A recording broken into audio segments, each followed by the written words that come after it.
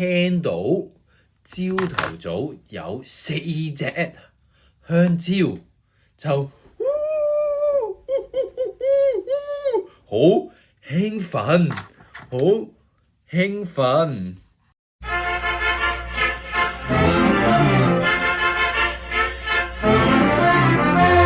大家好，我係 Cyrus， 歡迎你同我一齊學廣東話。今日我會講一個故事，喺好耐好耐好耐以前，有一個老人家，佢屋企養咗好多隻馬騮。佢屋企有好多隻馬騮，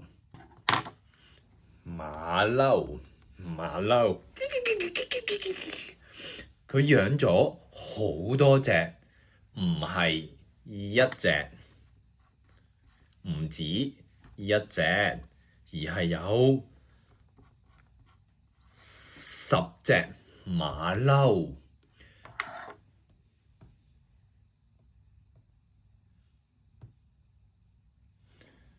馬騮鍾意食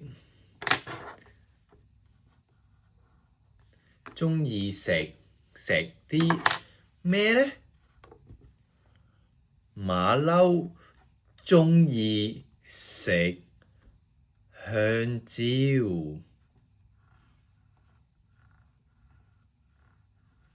馬騮鍾意食香蕉啊！但係老人家老伯伯有10隻馬騮，佢哋要食好多好多香蕉，要食好多好多嘅香蕉啊！好似山咁多，好似一座山咁多嘅香蕉。老伯伯屋企有一個倉，一個嘅貨倉。貨倉入面有好多嘅香蕉，喺貨倉入面有好多香蕉，但係馬騮每一日，星期一、星期二、星期三、星期四、星期五、星期六同埋星期日，每一日馬騮都食好多香蕉，所以貨倉裡面嘅香蕉越嚟越少。伯伯就諗啦，香蕉越嚟越少，遲早有一日俾馬騮食晒，點好呢？佢就同馬騮講啦，由今日星期一開始，你哋朝頭早，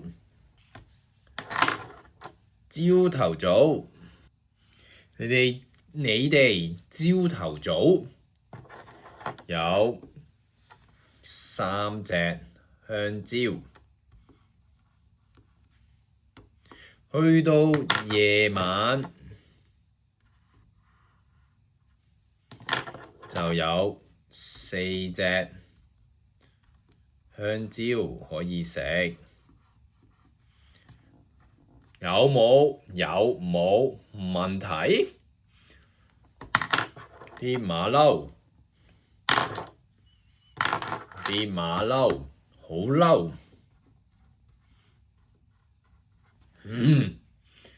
點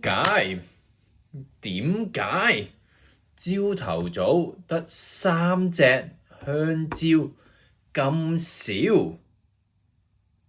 好嬲，唔得！唉，爸爸就話啦，咁啦，由今日星期一開始，你哋馬騮朝頭早可以食4隻香蕉，夜晚你可以食3隻香蕉。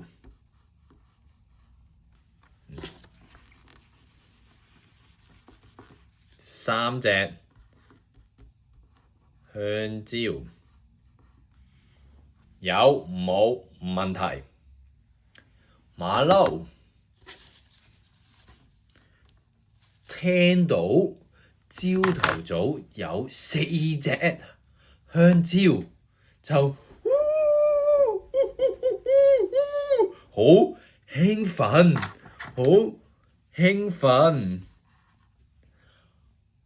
佢哋以為朝頭早有多啲香蕉食啊！佢哋以為全日多咗香蕉食啊！但其實爸爸嘅講法係一樣，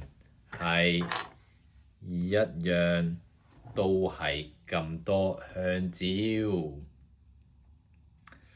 呢個故事叫做朝三暮四，朝頭早3，夜晚係4，朝三暮四，形容人成日改變心意，改變諗法，變嚟變去。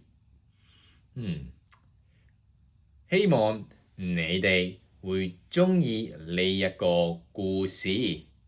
我哋下一次再見，下次見。